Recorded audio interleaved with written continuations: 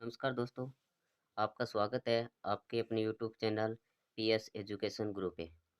आज हम कक्षा 10 के प्रश्नावली नंबर 1 व 2 के कुछ महत्वपूर्ण प्रश्न हल करेंगे, जो कि आगामी परीक्षा 27 मार्च को होने वाली 10वीं क्लास की बोर्ड परीक्षा में महत्वपूर्ण साबित होंगे आपके लिए। ये मोस्ट और इम्पोर्टेंट क्वेश्चन है, इसलिए आप इन्हें ज़रूर देखें और शेयर, लाइक और सब्सक्राइब ज़रूर करें। देखिए, हमारा पहला क्वेश्चन है कि वास्तविक संख्या होती है केवल प्रीमेय संख्या, केवल अप्रिमेय संख्या, प्रीमेय तथा अप्रिमेय संख्या। क्योंकि हम जानते हैं कि वास्तविक संख्या प्रीमेय व अप्रिमेय संख्याओं का सम्मिलित रूप होती है, इसलिए इस प्रश्न का उत्तर होगा सी, प्रीमेय तथा अप्रिमेय संख्या। तो 6 के हम अभाज्य गुणनखंड करते हैं तो होंगे पहले 2 से विभाजित 3 बार और फिर 3 से विभाजित 1 बार। तो 6 के अभाज्य गुणनखंड हुए 2 गुणा 3 तथा 20 के यदि अभाज्य गुणनखंड करते हैं तो पहले 2 से विभाजित है 10 बार, फिर 2 से विभाजित है 5 बार और फिर 5 से विभाजित होगा 1 बार। यहाँ पे हम 20 के अभाज्य गुणनखंड को घात के रूप में लिखेंगे तो 2 की घात 2 गुणा 5 होंगे। अब हमें ज्ञात करना है, पहले एलसीएम ज्ञात करना है। तो एलसीएम के अंदर हम क्या करते हैं कि जो समान संख्या है उसकी बड़ी घात लेते हैं तथा असमान संख्या भी गुणा में लेते हैं। तो यहाँ 2 की घात 2 लेंगे तथा 3 गुणा 5 लेते हैं। तो यहाँ पे हमारा आंसर 2 की घात 2 का मान 4 गुणा 3 गुणा 5, यानी हमारा आंसर होगा 60। तो हमारा एलसीएम 60 होगा। तो हम यहाँ पे देखते हैं कि पहले नंबर पर 60 बी ऑप्शन में है। अब हमें इसका एचसीएफ और ज्ञात करके देखते हैं। एच की छोटी घात लेंगे तो यहाँ पे एक समान संख्या 2 है, तो 2 की छोटी घात यहाँ पर 1 है और कोई भी संख्या समान नहीं है, इसलिए इसका एचसीएफ 2 होगा। तो हमारे प्रश्न का उत्तर होगा बी, 60 एलसीएम होगा तथा एचसीएफ 20 होगा। अगला क्वेश्चन कि पाई एक संख्या होती है। देखिए, पाई एक अप्रिमेय संख्या होती है। कैसी संख्या होती है? अप्रिमेय। जबकि यदि पाई का मान लेते हैं 22/7, ये 22/7 प्रीमेय संख्या है, लेकिन हमें पता है कि पाई का यह पूर्णतः मान नहीं है, इसलिए खुद पाई एक अप्रिमेय संख्या होगी। नेक्स्ट, दो संख्या ए तथा 18 का एलसीएम 36 तथा एचसीएफ 2 है, तो ए का मान देखिए, इसके अंदर हमें एक सूत्र लगाना है कि एचसीएफ गुणा एलसीएम बराबर होता है दोनों पूर्णांकों का गुणनफल। तो यहाँ पे हम लेते हैं ए गुणा 18, ये दोनों पूर्णांकों का गुणनफल होगा, इक्वल टू हमारे पास एचसीएफ है वो 2 है और एलसीएम है वो 36 है। तो यहाँ पर 18 है वो ए के गुणा में है, तो 18 इस दोनों संख्याओं के भाग में होगा। तो 18 से डिवाइड करेंगे तो कितना आएगा? 2, और 2 को 2 से गुणा करते हैं तो कितना आएगा? 4। तो हमारा उत्तर होगा 4। अगले प्रश्न की ओर तरफ चलते हैं। अगला हमारा क्वेश्चन है कि एक अभाज्य संख्या के कुल कितने गुणनखंड होते हैं। देखिए, कोई भी अभाज्य संख्या है, जैसे हम 5 लेते हैं, तो यदि 5 करते हैं तो 5 गुणा 1, तो यहाँ पे देखिए 5 और 1 ही होंगे, तो इसके 2 गुणनखंड है। ऐसे हम कोई अन्य अभाज्य संख्या 13 लेते हैं, इसके भी गुणनखंड करते हैं तो 13 और 1 यानी 2 ही यहाँ पे प्राप्त होते हैं। तो कितनी भी कोई भी अभाज्य संख्या है उसके गुणनखंडों की संख्या 2 होती है। नेक्स्ट प्रश्न की ओर तरफ चलते हैं और अगला हमारा जो प्रश्न है वो है 144 के अभाज्य गुणनखंड में 2 की कितनी घात होगी। तो यहाँ पे 144 के हम करते हैं अभाज्य गुणनखंड। पहले 2 से डिवाइड करोगे तो यहाँ पे 72, फिर 2 से 36, फिर 2 से 18, फिर 2 से 9 और फिर 3 से होगा 3 और अंत में भी 3 से होगा 1। तो यहाँ पे देखिए 2 कितनी बार आ रहा है? 1 2 3 4, तो 2 की घात कितनी होगी? 4। अगला प्रश्न, निम्न संख्याओं में अप्रिमेय संख्या होती है। देखिए, यहाँ पे सभी में ये रूट में दिए हैं कि √10, √24, √35 और √121। क्वेश्चन को ध्यान से पढ़ना है कि अप्रिमेय संख्या नहीं है, ये पूछा गया है हमसे। यहाँ देखिए √10 है, इसका कोई भी वर्गमूल नहीं होगा पूर्ण रूप से। 24 का पूर्ण रूप से वर्गमूल नहीं होगा। 35 का पूर्ण रूप से वर्गमूल नहीं होगा, जबकि 121 का वर्गमूल 11 होता है, अतः यह प्रिमेय संख्या है। तो अंडर 121 एक प्रिमेय संख्या होगी। नेक्स्ट अगला क्वेश्चन, संख्या 7 गुणा 11 गुणा 13 प्लस 13 है। देखिए यहाँ पे 7, 11 और 13 और प्लस में 13 है, इसमें से कॉमन क्या होगा? 13। तो इसका उभयनिष्ठ गुणनखंड 13 है। यदि किसी संख्या का उभयनिष्ठ गुणनखंड निकलता है तो वह एक प्रकार की भाज्य संख्या होती है। अगला क्वेश्चन यहाँ दे रखा है संख्या 4 की घात n, ये 4 की घात n है, जहाँ n एक प्राकृत संख्या है। n क्या है? एक प्राकृत संख्या। अंक शून्य पर समाप्त हो सकती है, ये कथन है। देखिए यहाँ पे 4 के अभाज्य गुणनखंड 2 गुणा 2 होते हैं, और यदि कोई संख्या शून्य पर समाप्त होती है तो उसके अभाज्य गुणनखंड में 2 की घात n व 5 की घात m होना चाहिए। लेकिन यहाँ पे तो 2 की घात है, इसलिए यह संख्या शून्य पर समाप्त नहीं होगी, क्योंकि यहाँ पे जो घात n है ये इसकी देखिए आप लेकर देख सकते हैं। पहले 1 लीजिए 4, फिर 2 लीजिए, उसका वर्ग होगा 16। तो इस प्रकार यहाँ पर n के लिए ऐसा कोई मान नहीं होगा कि यह शून्य पर समाप्त हो, अतः यह सदैव असत्य ही रहेगा। नेक्स्ट प्रश्न की ओर चलते हैं। अगला हमारा प्रश्न है 9, 8 व 25 का में से क्या होगा? देखिए 8 के अभाज्य गुणनखंड होते हैं 2 की घात 3, 9 के अभाज्य गुणनखंड होते हैं 3 की घात 2, और 25 के अभाज्य गुणनखंड होते हैं 5 की घात 2। यहाँ पर देखिए कि एचसीएफ यदि निकालना है तो हमें पता है कि एचसीएफ में एक समान संख्या की छोटी घात लेते हैं। तो यहाँ पर कोई भी संख्या समान नहीं है, इसलिए इनका एचसीएफ होगा वो 1 होगा। अगले प्रश्न की ओर चलते हैं। अगला पद x square minus 2x plus 15 के शून्यांक के अल्फा तथा बीटा है, तो अल्फा गुणा बीटा तथा अल्फा प्लस बीटा ज्ञात कीजिए। यहाँ पे हम संबंध देखते हैं कि यदि अल्फा गुणा बीटा है हमारे पास, तो इसका आंसर होगा C/A।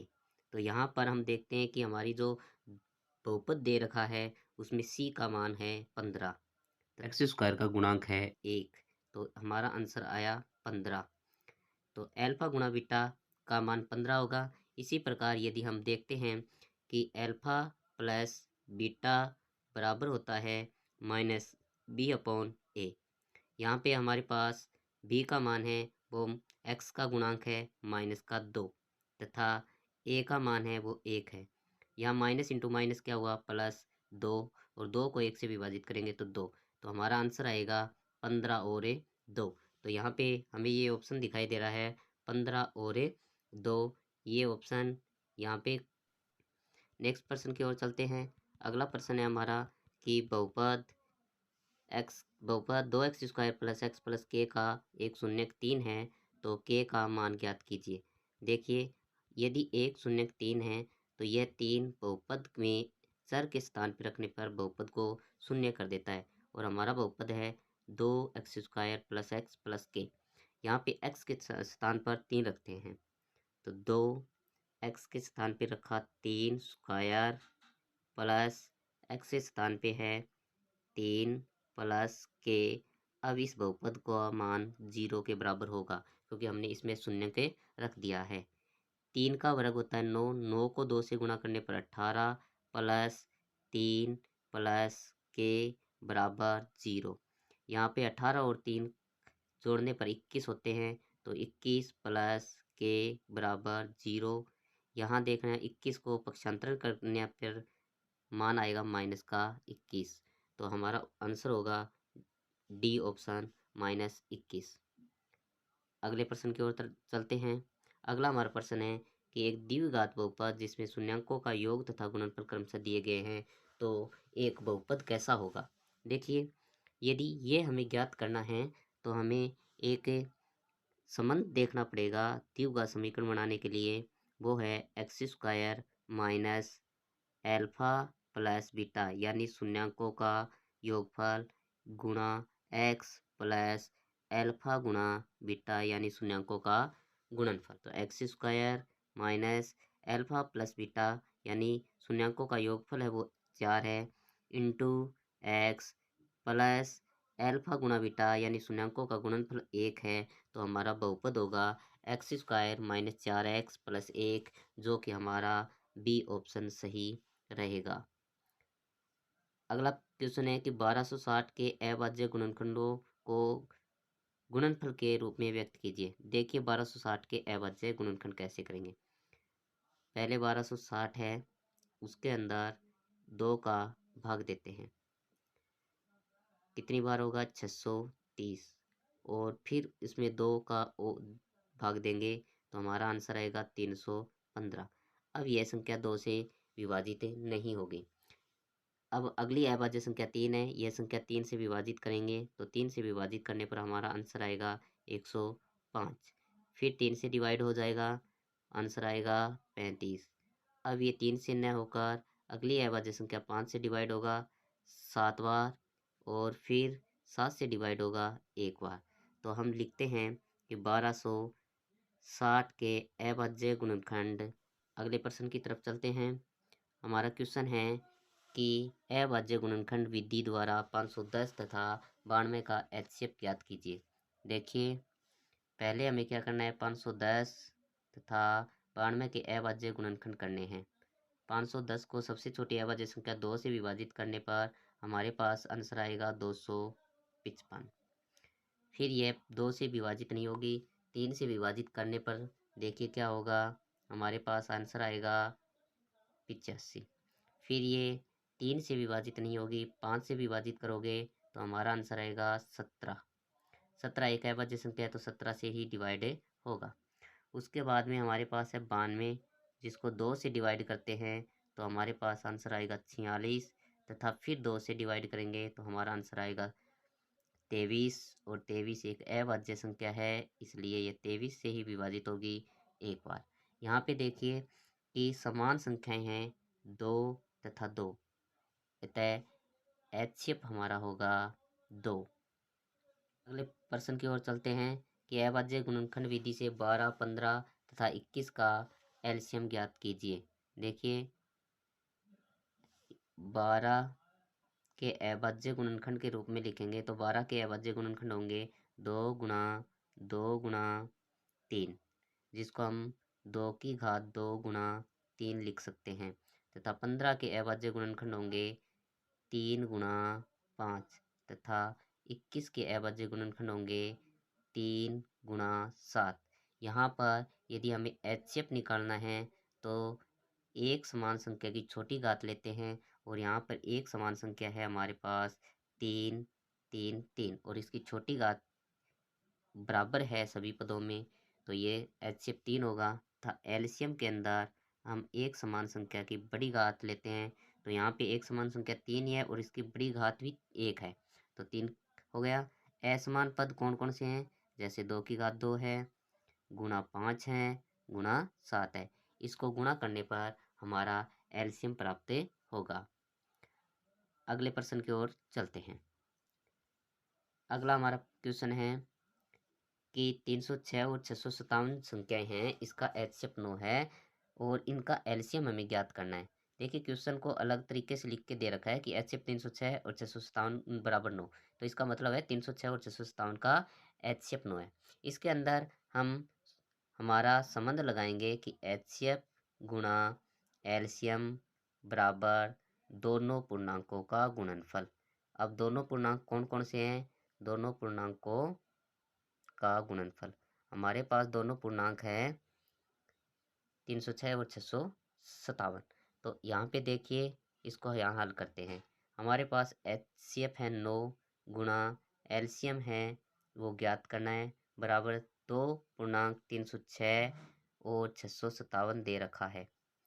यहाँ पर 9 एलसीएम के गुणा में है, दूसरी साइड में लेके जाएंगे तो यह 306 व 657 को विभाजित करेगा। तो यहाँ से हम 306 को 9 से काटेंगे तो 34 बार होगा, और 34 को यदि 657 से गुणा करेंगे तो हमारा आंसर आएगा 22,338। नेक्स्ट प्रश्न की ओर चलते हैं। नेक्स्ट हमारा प्रश्न है कि बहुपद x² - 2x - 8 के शून्यांक के ज्ञात कीजिए। देखिए इसके अंदर हम क्या करेंगे कि x² माइनस 2x माइनस 8 में जो बाह्य पद हैं उनका हम गुणनफल करके देखते हैं। देखिए एक्स स्क्वायर और माइनस 8 को गुणा किया तो उत्तर आया हमारा माइनस 8x की स्क्वायर, और बीच में हमारा पद है माइनस का 2x। इस माइनस 2x के ऐसे दो टुकड़े करने हैं जिसका गुणनफल 8x स्क्वायर आए तथा योगफल माइनस 2x आए। तो ऐसी हमारे पास संख्याएं होंगी 4 व 2। अब देखिए यहाँ पे निशान हम लगाते हैं कि हमें 2 माइनस में चाहिए, तो माइनस के 4 और प्लस के 2 ये टुकड़े होंगे। तो उत्तर लिखोगे आप x square minus 4x plus 2x minus 8। अब यहाँ से देखिए इन दोनों में से कॉमन और इन दोनों में से कॉमन लेने हैं। तो यहाँ पे x और यहाँ पे x है, तो हम यहाँ से x कॉमन ले सकते हैं। एक्स स्क्वायर में से x कॉमन लिया x, माइनस 4x में से x कॉमन लेने पर 4।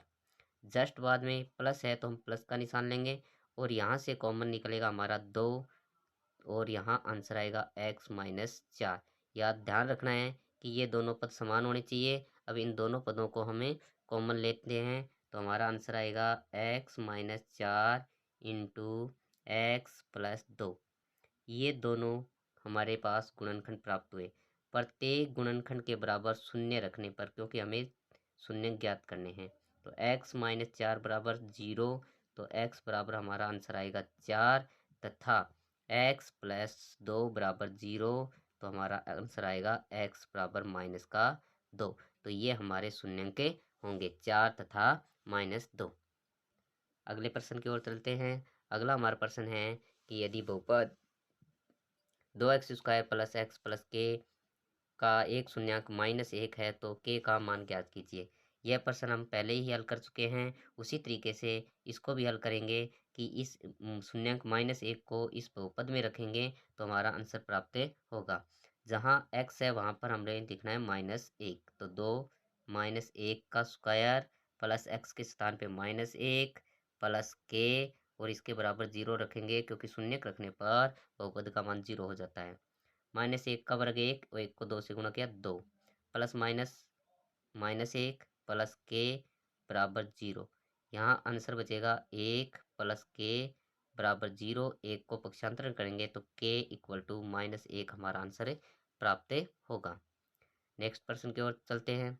देखिए यहाँ पे बहुत से क्वेश्चन आपको दिए गए हैं जो आपकी प्रश्नावली नंबर 1 व 2 के महत्वपूर्ण क्वेश्चन हैं। आप इनको हल कर सकते हैं तथा अपनी तैयारी को मजबूत कर सकते हैं। यही प्रश्न परीक्षा में देखने के लिए आपको मिलेंगे। आपका धन्यवाद।